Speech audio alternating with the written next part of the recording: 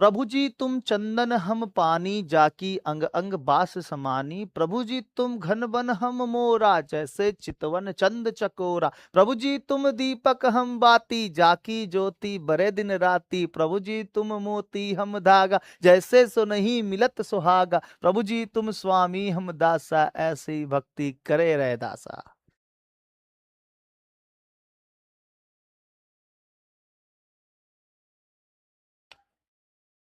जय हिंद सभी कोई को, जय हिंद जय हिंद सभी कोई को। और सभी कोई बहुत दिन से इंतजार कर रहे थे कि सर हिंदी का प्लेलिस्ट कब आएगा। हिंदी 2027 में एग्जाम है हम लोग का, माध्यमिक का। और वेस्ट बंगाल बोर्ड से जितने भी बच्चे हैं, अब उन लोग को कहीं भी जाने की जरूरत नहीं है, कहीं भी नहीं। उन लोगों को प्लेलिस्ट पूरा का पूरा 6 सब्जेक्ट्स का मिल जाएगा, प्लेलिस्ट मिल जाएगा पूरा 6 सब्जेक्ट का। और बाकी एक सब्जेक्ट जो इंग्लिश बच चुका है, वो मैंने ऑलरेडी बहुत सारे क्वेश्चंस पेपर हम लोग के एप्लीकेशन पे दे दिया हूँ। ठीक है, तो वो एप्लीकेशन पे जाके आप वहां से क्वेश्चन आंसर डाउनलोड कर सकते हो, उसको पढ़ सकते हो, स्किल अपना डेवलपमेंट कर सकते हो वहां पर। और इंग्लिश के कई सारे क्वेश्चन बंच के भी क्वेश्चन वहां पे डाल दिया हूँ।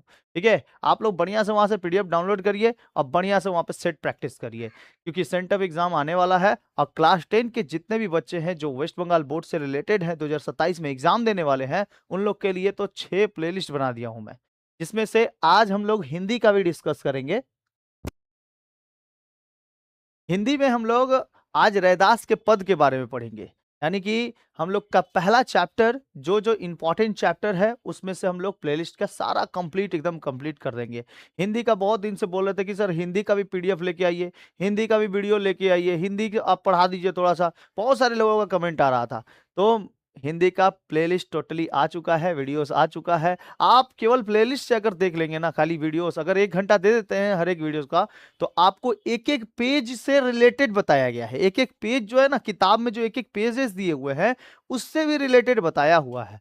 ठीक है, सारे सब्जेक्ट्स, चाहे वो हिंदी हो, हिस्ट्री हो, ज्योग्राफी हो, चाहे फिजिक्स हो, चाहे कोई भी चैप्टर्स हो, उस चैप्टर्स के एक एक पेजे के बारे में सबसे बेहतरीन तरीके से बताया गया है। आपको कहीं भी और ट्यूशन जाने की जरूरत ही नहीं रहेगी, अगर आपके पास वो मोबाइल है तो।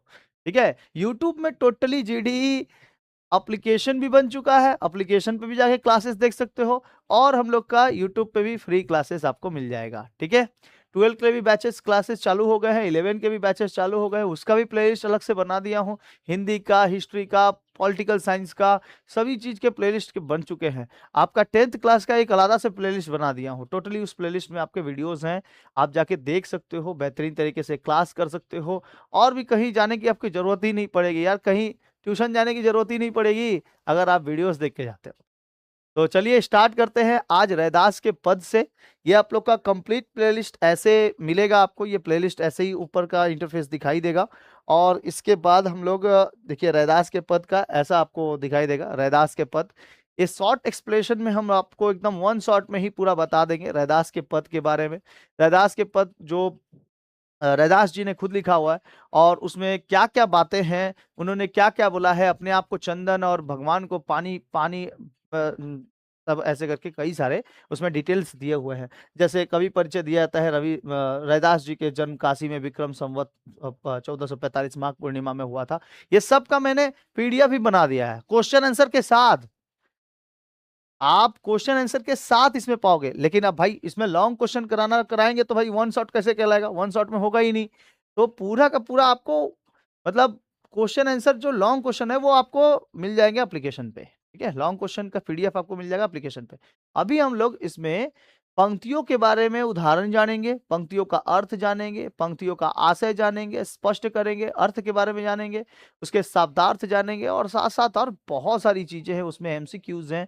और सारे सब्जेक्ट्स के और सारे चैप्टर वाइज हम लोग हिंदी का पूरा चैप्टर वाइज उसको खत्म कर डालेंगे वन वन शॉट में। ठीक है, जितना भी पढ़ाई हुआ है, जैसे अभी रैदास के पद है, आत्मत्राण है, फिर नौरंगिया है, बहुत सारे चैप्टर्स हैं, फिर धूमकेतु है, फिर फिर निबंध में है, कई सारे ऐसे, चप्पल कहानी है। ठीक है, उसके बाद हो गई आपका दीपदान है। तो ये सब कई सारे चैप्टर्स हैं, ये chapters very very important chapters हैं, जहां से क्वेश्चन सबसे ज्यादा वेटेज रहते हैं।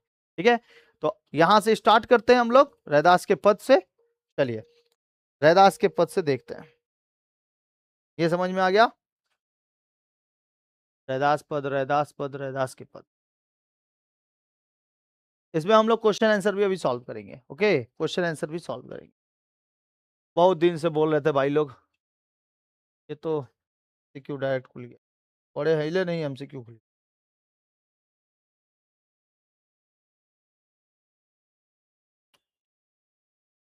ये देखिए, पूरा संपूर्ण पाठ एकदम रैदास के पद, क्लास 10।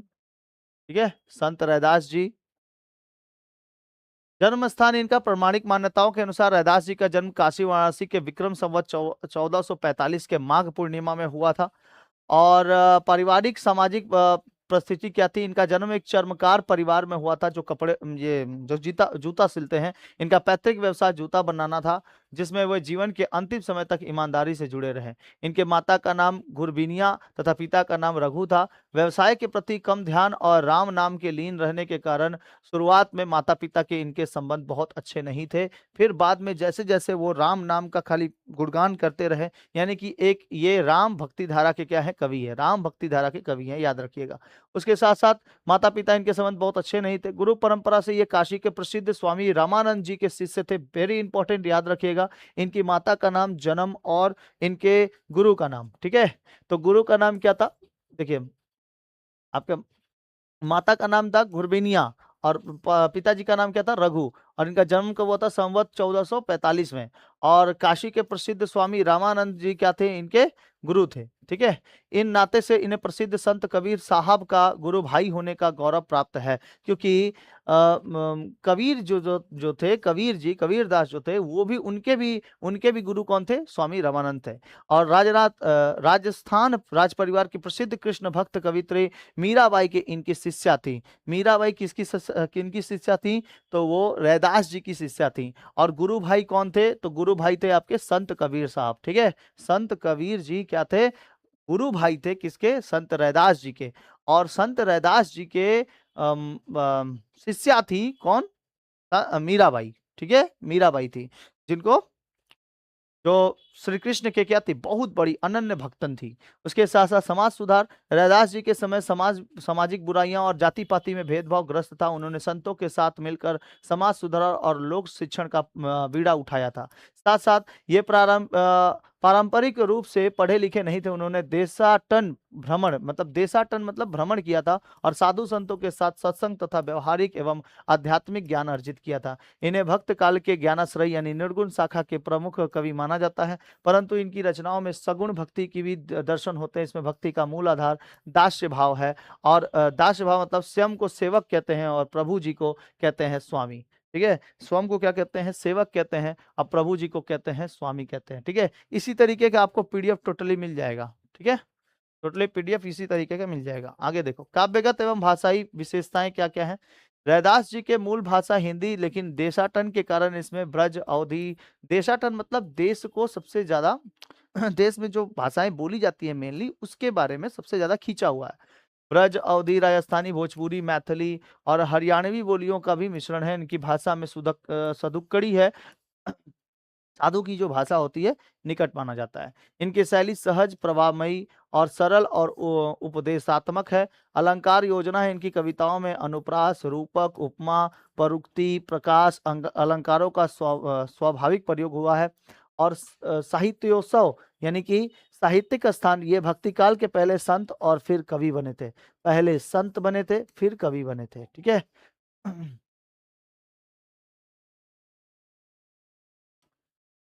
प्रथम पद में सारांश में कहते हैं, एक छोटा सा सारांश आपको दे देते हैं। प्रथम पद में क्या कहते हैं, कवि ने अपने प्रभु को अटूट संबंधों और स्पष्ट किया है कि वे प्रभु को श्रेष्ठ और स्वयं को निम्न श्रेणी का मानते हैं। वे प्रभु को चंदन, घन, घन मतलब बादल, दीपक, मोती, सोना, चांदी सब, और अपने आप को पानी, मोर, चकोर, पक्षी, बाती, धागा।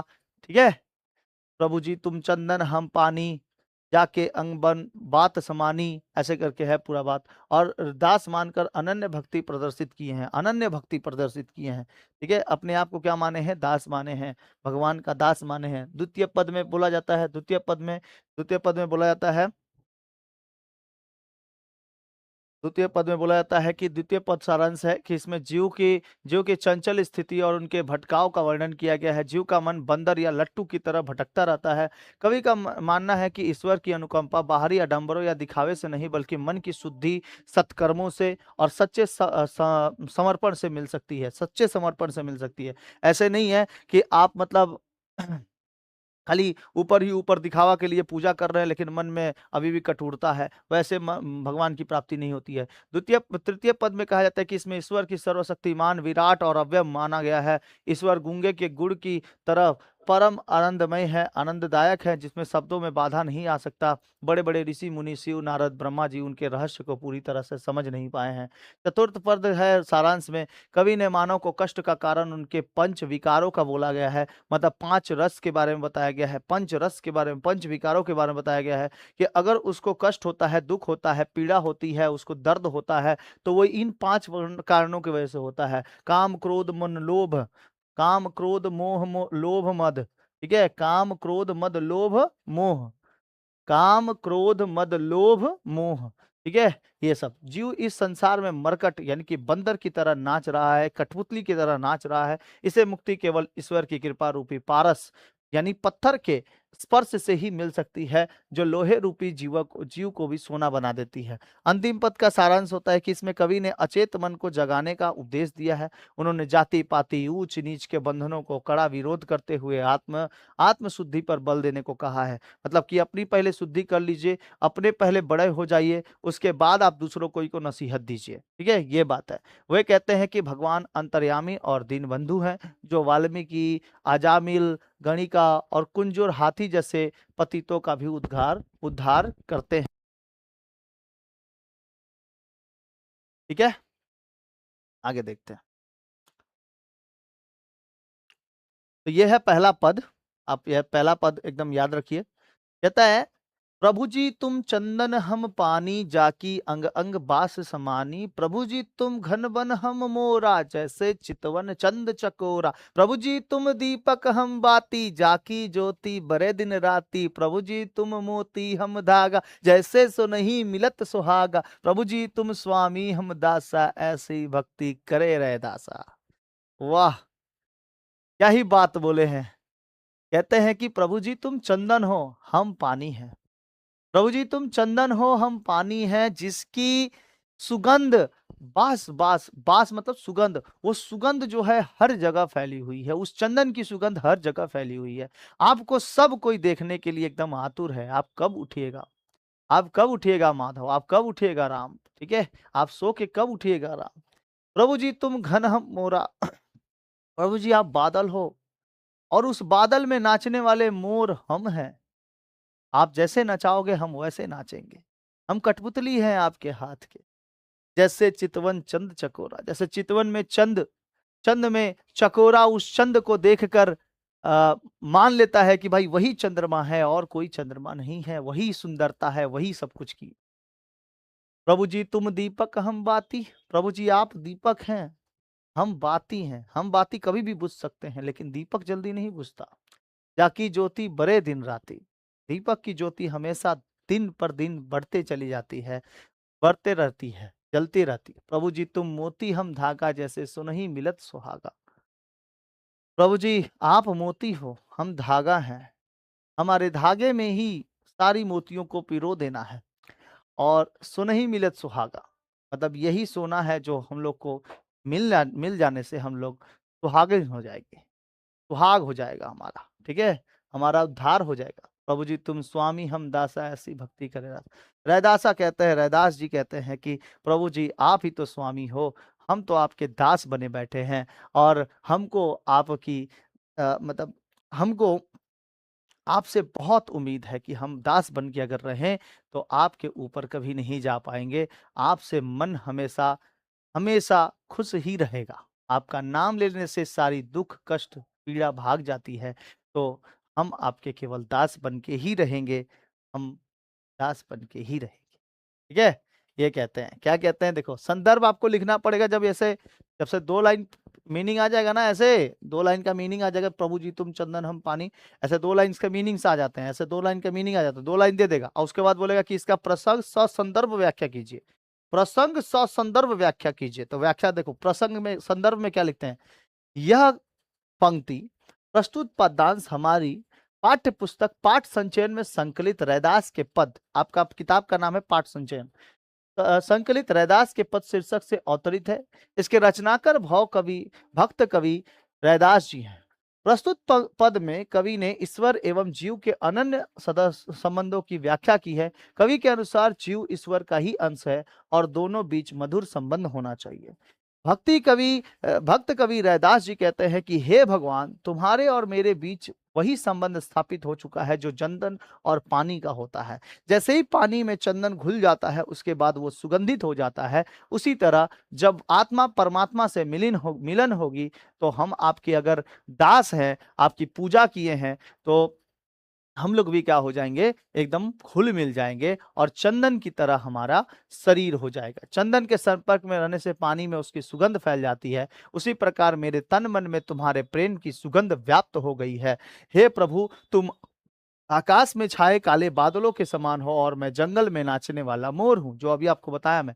जैसे चकोर पक्षी सदा अपने प्रेम पात्र चंद्रमा की ओर देखता रहता है, उसी भांति मैं भी सदा तुम्हारे प्रेम पाने के लिए तरसता रहता हूँ। हे प्रभु, तुम दीपक हो, मैं तुम्हारी बाती हूँ, जो दिन रात तुम्हारे प्रेम में जलती रहती है। तुम मोती के समान समान उज्जवल और पवित्र हो, मैं उसमें पिरोया हुआ धागा हूँ। हमारा मिलन सोने और सुहागे के मिलन के समान पवित्र है। जैसे सुहागे के संपर्क में आकर सोना और चोखा हो जाता है। सोना और चोखा, चोखा का मतलब क्या होता है, सोना और भी खरा हो जाता है, सोना और भी अच्छा हो जाता है, 22 कैरेट का, 36 कैरेट का, 26 कैरेट का। हे प्रभु, तुम मेरे स्वामी हो और मैं तुम्हारा दास हूँ। मैं इसी प्रकार की दास भक्ति आपके चरणों में अर्पित करता हूँ। भगवान से ये प्रार्थना करते हैं। ठीक है। उसके बाद बोलते हैं, नरहरि चंचल मति मोरी, कैसे भक्ति करूं मैं तोरी। तू मोही देखे हो तो ही देखू, प्रीति परस्पर होई। तू मोही देखे हो तो ही ना देखू, इही मति सब बुद्धि खोई। सब घटी अंतरी रश्मि निरंतर हूँ, देखत हूँ नहीं जाना। गुण सब तोर मोर सब अवगुण कृत उपकार न माना। मैं ते तोरी असमंजसो केरे, कैसे करी निस्तारा। कहे रैदास कृष्ण कृपानुमय, जैसे जय जय जगत आधारा। कहने का अर्थ क्या है, देखिए यहाँ पर ये फिर से संदर्भ दिया पुनरुसार, मतलब पाठ संचयन रैदास के पद से लिया गया है। प्रस्तुत पद में संत कवि रैदास जी ने कहा है कि ईश्वर के निराकार रूप का वर्णन किया है और कहा है कि ईश्वर का आदि ना अंत है। भक्त माया के वश में बंद कर चंचल बना रहता है। रैदास ने भक्त की इसी चंचलता का वर्णन किया है कि भक्त जो है वो चंचल है। भक्त जो है वो प्रभु को पाने के लिए एकदम कुछ भी कर सकता है, ऐसा है। तो भक्त को चंचल नहीं होना है। प्रभु को पाने के लिए बहुत कठिनाइयां सहन करनी पड़ती है, बहुत कठिनाइयां लेनी पड़ती है, तब जाके प्रभु के मिलाप होते हैं। हे ईश्वर, आप ही बताएं कि मैं आपकी भक्ति कैसे करूं, किस प्रकार करूं। मेरी बुद्धि तो अत्यंत चंचल है, जो माया के वश में होने के कारण आपकी भक्ति में लीन नहीं हो पा रही है। मैं अपनी वह विशेषता आपके समक्ष रख रहा हूं। कवि ने उस निराकार ईश्वर को संबोधित करते हुए कहा है कि हे प्रभु, आपकी दृष्टि सर्वव्यापी है, परंतु मैं अज्ञानता के कारण आपको देख नहीं पा रहा हूं। मान्यता है कि जब हम एक दूसरे को देखते हैं तो आकर्षक और प्रेम बढ़ता है। जैसे आप किसी मूर्ति को देख लेना, किसी मूर्ति को, भगवान जी की मूर्ति को जब सुंदर लगता है, इतना सुंदर दिखाई देते हैं ना। हम लोग के यहाँ पे दुर्गा माता की पूजा होती है।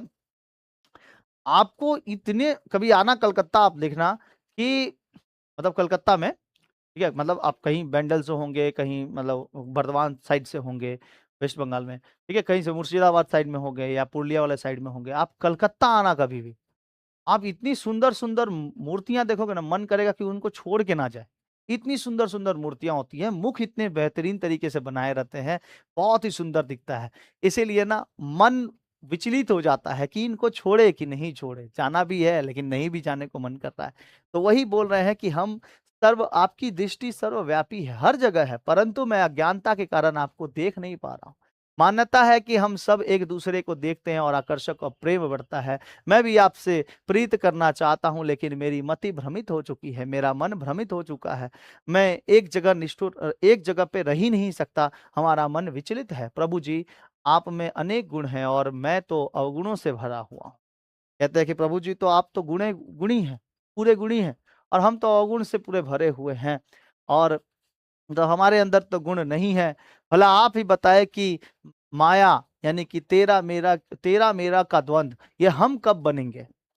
तेरा मेरा द्वंद जो चल रहा है, द्वंद मतलब ये दोनों में जो लड़ाइयाँ चल रही हैं, ये तेरा है, ये मेरा है, ये हम कब बनेंगे? हम जब बन जाएंगे तो इसके बाद कोई भी उसको तोड़ने वाला नहीं होगा, कोई माया उसको तोड़ नहीं पाएगी। जैसे देखो, हम आप, ये पूरा शरीर, ये जीवन, अ, ये घर बार, माता पिता, भाई बहन, ये सब क्या है? एक माया ही तो है। तोड़ जाने के बाद तो कोई ऐसा नहीं होता है कि आपके बाहें पकड़ के कोई रोक ले। कोई है जो बाहें पकड़ के रोक ले, बोले कि भाई आज मत जा, आज रहने दे? कोई है? नहीं है। केवल एकमात्र कौन आपके सहारा दे सकते हैं? ऊपर वाले। ठीक है, तो ये तेरा मेरा द्वंद छोड़ दो, तेरा मेरा द्वंद छोड़ दो। समझ में आया?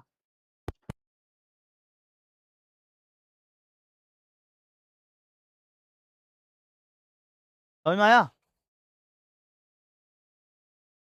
आगे बढ़ते हैं। किस प्रकार छुटकारा पाऊं? रैदास कहते हैं कि हे करुणामय कृष्ण, यह संपूर्ण संसार आपके सहारे ही चल रहा है, मैं आपकी जय जयकार करता हूँ। ये पूरा संसार आपके ही वजह से चल रहा है, आप ही है सबसे बड़ी माया, आप ही तो बना के रखे हो। क्योंकि श्री कृष्ण महाभारत के युद्ध में खुद कहते हैं कि ये कर्ण, अर्जुन, पत्थर, तीर, लहू, घोड़े, हाथी, जो भी यहाँ पे जो भी हो रहे हैं, वो सब मेरे ऊपर आ रहा है, वो सब मैं हूं। ठीक है, ये पूरा संसार सब मैं। ठीक है, जग देखत हम जात हैं, हम देखत जग जाही। कहते हैं क्या चीज? सुनो, जग देखत हम जात हैं, जग देखत हम जाही। क्या कहते हैं? सुनो, जग देखत हम जात हैं, हम देखत जग जाही, ऐसा कोई ना मिल्या, पकड़ी छुड़ावे बाही।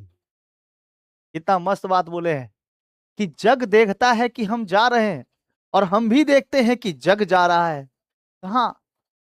मरने के पश्चात शमशान। ठीक है, तो जग देखता है कि हम जा रहे हैं, जग मतलब संसार, और हम देखते हैं कि संसार भी इसी तरीके, इसी रास्ते से होके जा रहा है। ऐसा कोई भी नहीं मिला है जो हमारे बाहों को पकड़ के थोड़ी देर के लिए रोक ले। ठीक है, इतना बड़ा बात बोलते हैं। तो वही कंडीशन है यहाँ पर कि सब के सब कैसे हैं बने हुए? सब के सब बने हुए हैं आपके एक मिट्टी से, काया है। ठीक है, सबकी है मिट्टी की काया। यहाँ नहीं लेके कोई आया विशेष वरदान, यहाँ कोई वरदान विशेष लेके नहीं आया है कोई। सभी कोई की मिट्टी की काया बनी हुई है, सभी कोई को जीना है यहीं पे, मरना है यहीं पे। ठीक है, तो घमंड किस बात की? यही माया है बाबू। आगे देखिए, अविगत नाथ निरंजन देवा, मैं क्या जानू तुम्हारी सेवा, बांधू ना बंधन छाऊ ना छाया, तुम ही सेव निरंजन राया, चरण पतारी शीस असमान असमाना, तो ठाकुर कैसे संपुट समान, शिव सनकादिक अंत न पाया, खोजत ब्रह्मा जन्म गवाया, तोहू ना पाती पूजो ना देवा, सहज समाधि करो हरि सेवा। सहो समाधि करो हरि सेवा, नख प्रसेद जाके सुर सरी धारा, रोमावली 18 भारा, चारी वेद जिहि सुमिरत सासा, भक्ति है तू गावे रैदासा। क्या कहते हैं कि रैदास जी कहते हैं कि ईश्वर अव्यक्त है, वे इतने व्यापक है कि उनकी किसी सीमा में नहीं बाधा आ सकती है।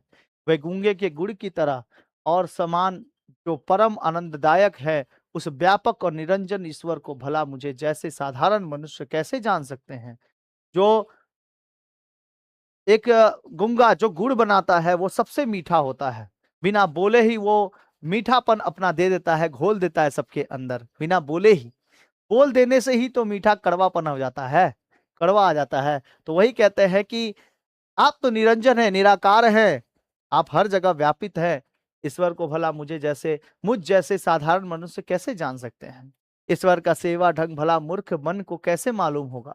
ईश्वर जितने व्यापक है, कभी उतना ही तुच्छ, आराधीन और निसहाय और अनाथ है। ईश्वर का पद पाताल को और शीश आसमान को छूता है, आसमान को छूता है।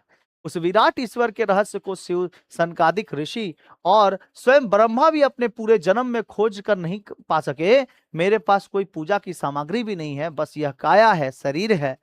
मैं तो अपनी सीमित शक्तियों में सहज समाधि द्वारा उनकी सेवा में रत रहना चाहता हूँ।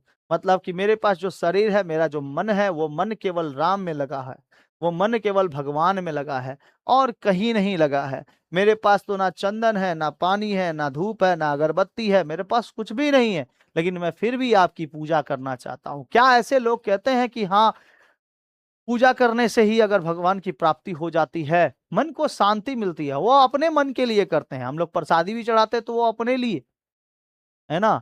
कहीं पूजा भी कराते हैं तो वो अपने स्वार्थ के लिए करते हैं, दूसरे के लिए नहीं। भगवान की पूजा भी करनी है तो रैदास जी कहते हैं मन से करिए। मन को एक बार विलाप से अपने उस परम शक्ति परम गुणी भगवान पे लगा दीजिए, तो उसके बाद आपको और कहीं जाने की जरूरत नहीं पड़ेगी। कोई मंदिर मंदिर भटकने का जरूरत नहीं पड़ेगा। केवल एक बार मन भगवान में लगा के तो देखिए, ठीक है?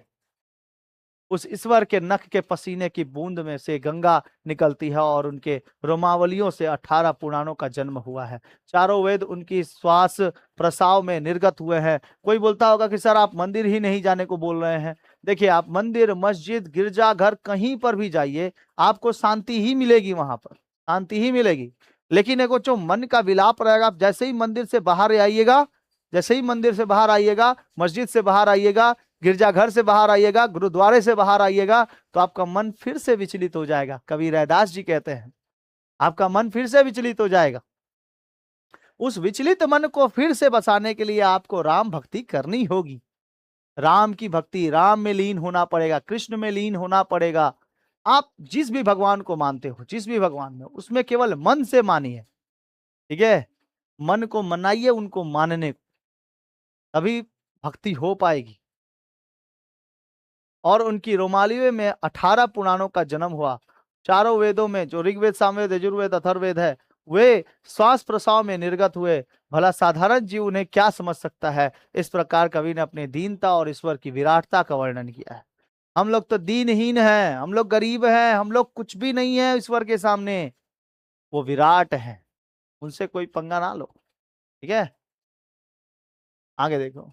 राम बिने संशय गाठी ना छूटे, काम क्रोध मोह मत माया इन पंचन मिली लूटे। हम बड़ कवि कुलीन हम पंडित, हम जोगी सन्यासी, ज्ञानी गुनी सुर हम दाता, यहू मति कदे न नासी। पढ़े गुने कछु समझी ना परई, जो लो अनभय भाव न दर्शय। लोहा हर ना होई घून घू कैसे, जो पारस नहीं परसे। कहे रैदास असमझिस भूमि परे भ्रम भोरे, एक आधार नाम नरहरि को जीवनी प्राण धन मोरे। क्या कहते हैं कि संत कवि रैदास जी जीव मात्र की समस्याओं का उल्लेख करते हुए कहते हैं कि हे प्रभु, तुम्हारी कृपा के बिना हमारे संशय, मतलब हमारी जो समस्या है, हमारा जो मन में विलाप है, वो भ्रम की गांठ नहीं खुल सकती है। जीव को 5 विकार यानी काम क्रोध मोह मद और माया से मिलकर लूट लिया है। ये 5 विकार, ये पंच विकार, और हम इसके गुलाम हो गए हैं। हमारे अंदर अहंकार का भाव भर गया है। हम स्वयं को बहुत बड़ा ज्ञानी, कुलीन, पंडित, योगी, सन्यासी, गुणी और दाता कहते हैं। यह अहंकार कभी नष्ट नहीं होता। केवल पढ़ने गुनने से कुछ समझ में नहीं आता, जब तक कि हृदय में अनुभव का भाव यानी आत्मज्ञान जागृत ना हो। जब तक आपको पढ़ने का मन नहीं करेगा, तब तक आपके दिमाग में घुसेगा ही नहीं। दिमाग में एक वो तरकीब होते हैं ना कि हाँ, हम पढ़ने को मन कर रहा है मेरा, आज हम पढ़ लेंगे थोड़ा सा, आज पढ़ के उसके बाद आगे बढ़ेंगे। तो वो एक क्या होता है, दिमाग में ना एक पूरी विचलित रहती है कि भाई, वो दिमाग लगाना पड़ता है कि भाई हाँ, हमको पढ़ना है। अगर कोई आपको बोल दे कि हाँ पढ़ ले, अच्छा काम हो जाएगा, अगर आपका मन नहीं लगे तो नहीं होगा, ठीक है? आपका मन नहीं लगेगा तो नहीं होगा। वही कंडीशन है, आप ही मेरे प्राण धन हो, मेरा उद्धार करो। इस अंधत्व को दूर करने का एक ही उपाय है, राम स्मरण और प्रभु के प्रति पूर्ण समर्पण। प्रभु कृपा वृष्टि करो ताकि हम सन्मार्ग पर चल सके। आप इसका स्क्रीनशॉट भी ले सकते हो, स्क्रीनशॉट लेके याद भी कर सकते हो। आगे देखो, रे चित चेत अचेत काहे, वाल्मीकि कही देखी रे, जाति से कोई पऊ नहीं, हरि पहुंचा राम भक्ति विसेख रे। कष्ट क्रम सहित वे वृप होते, हरि भक्ति चित दृढ़ नाही रे। हरि की कथा सुहाय नाही, सुपच तुलय तारी रे। मित्र शत्रु व जात सब ते, अंतर लावे हेत रे। लोग बाकी कहा जाने, तिनी लोक पेवत रे। अजामिल गज गनिका तारी, काटी कुंजर की पास रे। ऐसे दुर्मति मुक्ति किए, तो क्यों नाती रे रैदास रे। तो कहने का अर्थ क्या है, देखिए, संत कवि समाज सुधारक रैदास जी शिक्षा के महत्व को प्रतिपादित करते हुए अपने मूढ़ मन को, यानी कि जो कठुता मन है, वो संबोधित करते हुए कहते हैं कि हे मूर्ख मन, हमारा मन क्या है, मूर्ख है। अब तो चेत जाओ, मतलब अब तो जाग जाओ। अज्ञानता के मोहपाश से मुक्त हो जाओ। अज्ञानता बहुत सारा ले लिया, अब ज्ञान की भांति आगे बढ़ो। जाति पाति कुछ नहीं होती, ईश्वर की भक्ति ही सर्वोपरि है। जाति पाति कुछ नहीं होती है, ऊंच नीच आडंबर, ठीक है, ये सब कुछ भी नहीं होते हैं। केवल ईश्वर की भक्ति ही सर्वोपरि है। आदि कवि वाल्मीकि को देखो, वे कोई उच्च कुल के नहीं थे। वो वाल्मीकि को उदाहरण लेके बताते हैं, महर्षि वाल्मीकि को कोई उच्च कुल नहीं थे, परंतु राम भक्ति के कारण उन्हें परम पद प्राप्त हुआ है। इसके विपरीत जो ब्राह्मण 6 कर्मों में षष्ठ क्रम जो है, यह युक्त होने पर भी यदि ईश्वर भक्ति में दृढ़ नहीं है, तो उन्हें हरि कथा अच्छी नहीं लगती। जिनके पास षष्ठ रस है, जिनके पास सब कुछ है, फिर भी उनको हरि भक्ति अच्छी नहीं लगती है। जिनके मन में तो यह व्यर्थ है ना। जबकि एक कपच, यानी कि निम्न कुल का व्यक्ति जो भक्ति से क्या है, तर जाता है, जिसके मन में हरि और हरि कृपा के प्रति आदर भाव है, नहीं है, वह पशु समान है। जिनके भगवान के प्रति, हरि के प्रति आदर भाव नहीं है, वह पशु समान है। पवित्र वह है जिसके हृदय में ज्ञान और चेतना का संचार है। जिनके पास ज्ञान है भी है, चेतना भी है, जो भगवान पे भी थोड़ा विश्वास करते हैं। केवल ज्ञान पे ही आप अगर आप बहुत ऊंचा बन जाओगे और भगवान से लड़ने चल जाओगे कि हाँ नहीं भगवान नहीं होते हैं, हम काहे भगवान को माने, तो भाई उनकी विपत्ति तय है। कभी कहते हैं कि प्रभु अंतर्यामी है। उन्होंने अजामिल यानी पापी, अजामिल यानी पापी, गणिका यानी वेश्य को पाप मुक्त किया और संकट में फंसे कुंजर यानी हाथी को, ग्राह को मगरमच्छ के फंदे से मुक्त कर जीवन दान दिया। जब प्रभु ने ऐसी दुर्मतियों का उद्धार कर दिया, तो वे मुझ जैसे रैदास जैसे दीनहीन भक्त का भी उद्धार अवश्य करेंगे। भक्त के अंदर बस पूर्ण तंत्रामय होनी चाहिए, बस इतना होना चाहिए कि आप उनके ऊपर कम से कम विश्वास तो कर सको, आप भगवान के ऊपर कम से कम विश्वास तो कर सको, ठीक है, ये होनी चाहिए। इसके बाद देखिए, दीर्घ उत्तरीय प्रश्न है यहाँ पर, आप इसका स्क्रीनशॉट ले सकते हो। रैदास जी का संक्षिप्त जीवन परिचय देते हुए उनके काव्यगत विशेषताओं का उल्लेख कीजिए। ये पूरा का पूरा आपको है, ठीक है। अब ये बताने लगेंगे तो हो ही गया, फिर ये सब हो गया। स्क्रीनशॉट ले लीजिए, आप यहाँ से स्क्रीनशॉट ले सकते हो। फिर ये व्याख्यामूलक है, प्रवृत्ति तुम घर, ऐसे ही व्याख्यामूलक आएगा। प्रस्तुत पंक्ति के किस पाठ से ली गई है, प्रस्तुत पंक्ति के कवि का नाम क्या है, प्रस्तुत पंक्ति का प्रसंग निर्देश कीजिए, उक्त अंश का आशय स्पष्ट कीजिए, ठीक है। इसी तरीके से आएगा बाबू, इसी तरीके से सेम आएगा, इसी तरीके से। देखिए ये क्वेश्चन स्क्रीनशॉट ले सकते हो, लिख सकते हो। इसका पीडीएफ भी मैं छोड़ दूंगा यार, आपको मैं पीडीएफ पूरा छोड़ दूंगा, ठीक है।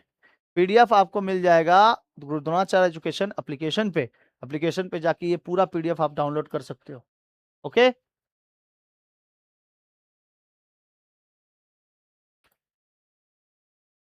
ठीक है ना,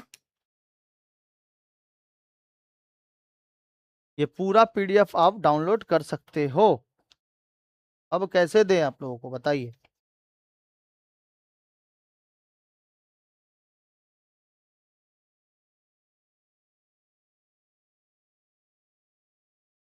और रैदास जी का 7 नंबर से क्वेश्चन, ठीक है।